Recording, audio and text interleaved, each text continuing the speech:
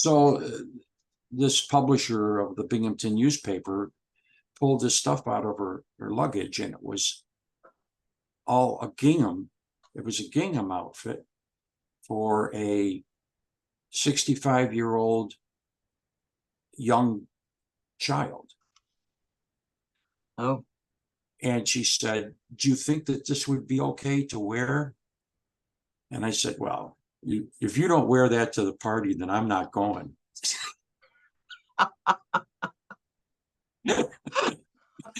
Awesome. And she said, "Oh, really?" And I never forget the light in her eyes, that acceptance, that sign of acceptance. And she ended up wearing it and having the time of her life. If she'd have died the next day, she would have been, her life would have been a tremendous success. So, and that really showed me an awful lot about our community. It showed me that the most important person in the room is always the first timer, Yes. the person who comes through the door. It also showed me that, and this is typical in the GLBT community, that there's very few chances in life to be able to affect a person and be a part of their, such an important part of their life, that it immediately changes their life to the point where they can never go back in the closet again. They just can't, because now they know what's there and what has to be done. They cannot take that back seat anymore and make believe that it doesn't happen. And they've also found people that accept them and they can associate with. So it opens up a whole new world for a person that's a first timer. I think we have to remember that a lot more. Be kind to the first timers and always make them the most important person in the world during a meeting or a support group meeting. So it was always one of my favorite things. I would try to get the word out when I went to conferences that I was more than happy to go even just sit with someone in their hotel room if they weren't ready to even walk into the hallway or take the elevator. But I always loved being able to usher, yes, the first timers into the big ballroom for the first time, or find a dinner spot. So I always try to make sure to do that, because I thought there's so many people who are worried about so much other stuff, people organizing the conference, people who have to speak. And I was just like, I'm just kind of here.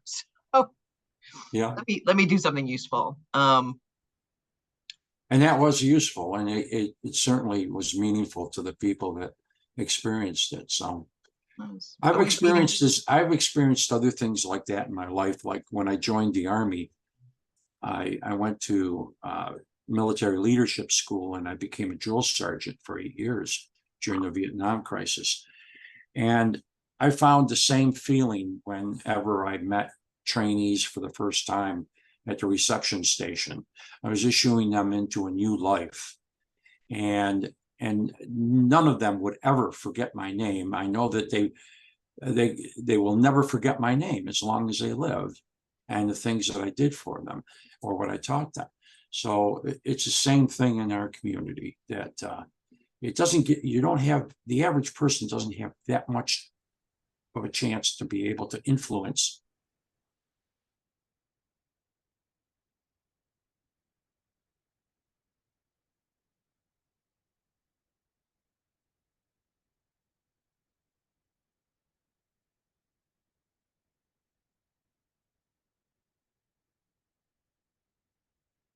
groups. And my wife and I turned around and said, well, the only way we're going to be able to find out about transgender and what that's all about is to start a support group and invite people into our house and start talking about it. So, and compiling our knowledge points and knowledge and ideas. So that's what we did. We were the first transgender group. My wife and I started the first transgender group in upstate New York, a very conservative Republican area up there, that didn't come out as a product from some other group, a group of individuals that got together in the transgender community, decided to have what would you call an auxiliary for the wives. We're the first ones that were formed without calling it auxiliary or from another group. So actually, it was the first transgender couples group. That's awesome. Yeah, and that I can recall in the country. There wasn't anything else. Believe me, there wasn't much by the time I came along. So yeah, no, you're right. And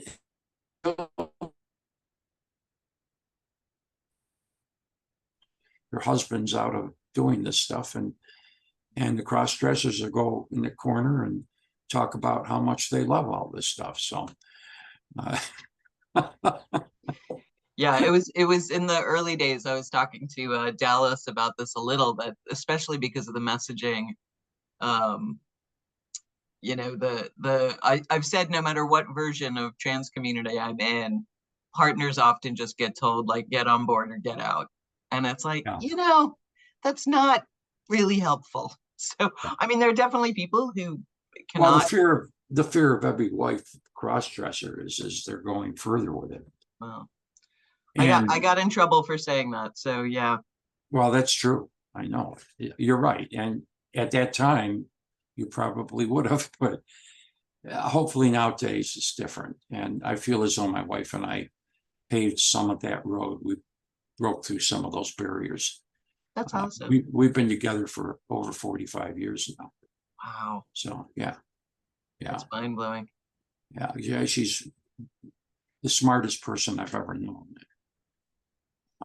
You know, that is like the exact thing that makes, I think, you know, Rachel and I have been together for 26 years, and I think we both think the other person is the smartest person we've ever met, right? Yeah, so, yeah, it's really, really incredible.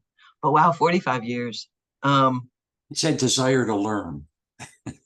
Despite how crazy it may sound, it's that desire of the individual to be able to broaden their own knowledge and learn, even from the most minor things to the major things. So I've over the years, I've had a lot of people, I'm sure your wife probably heard this too, but I've had a lot of people say, well, this is, you know, her stuff. And I was like, we don't have, it's like this is her stuff. Like, let, you know, Rachel do.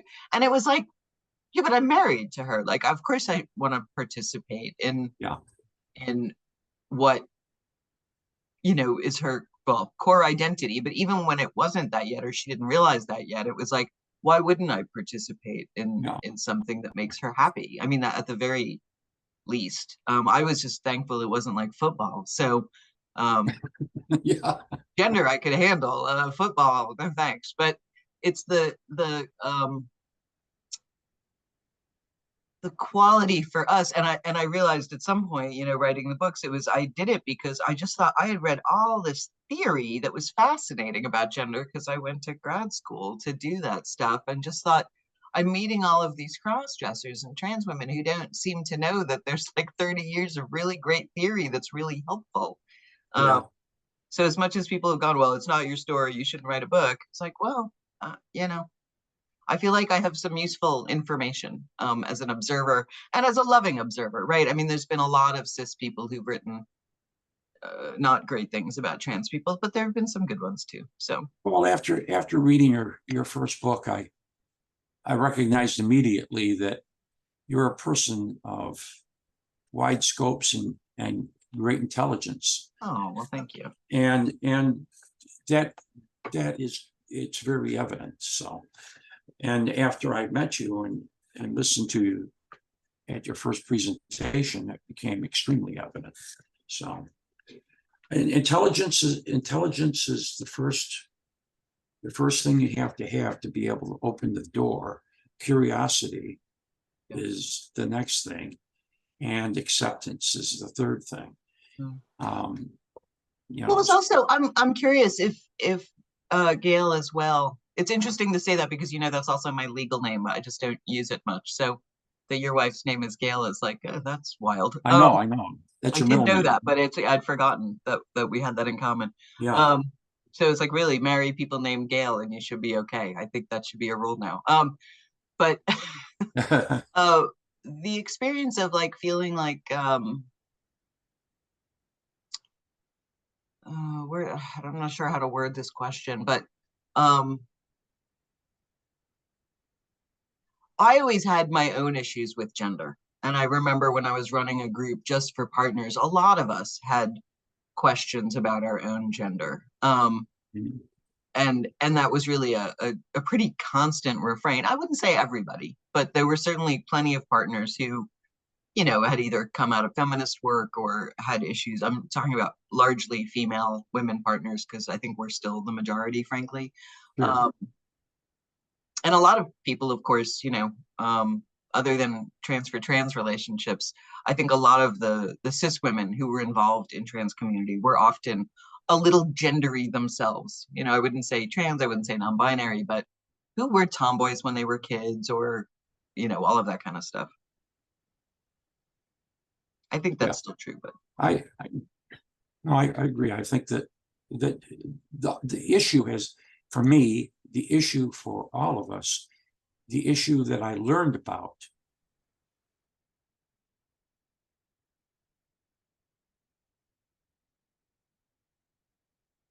in the Poconos, the issue and other people that I met there, it all surrounded the one word, gender. And it is the last frontier, I think. Well, we were just talking about that a little bit, the idea that the term the gender community is still one that is effective. The good things and the problems that we have every day. We all have a gender. People have to deal with it. People accept it as though it's nothing. But basically, it's one of the most important things. We didn't do it. Everybody else made it important by creating two of them. So you have to choose. And the choices are not compatible with some people. So what do you do with them? You know, so we call them transgender. I had a Kate was saying too, but the reality is that for gays and lesbians, and they forget the simple fact that every day. So I was gonna say we're still chopping up a little bit, so I'm gonna try to give space. I feel like I should maybe just let you talk because I feel like this is getting complicated. But the idea of Kate Bornstein was saying, you know, but the reality is gays and lesbians are dealing with a gender issue too, because the gender of who they are and the gender of who they're attracted to is also a gender issue. So it's really the LGBTQIA, all the letters. Yeah, I'm losing you now. See, okay. I'm trying to figure out if there's a better way for us to do this.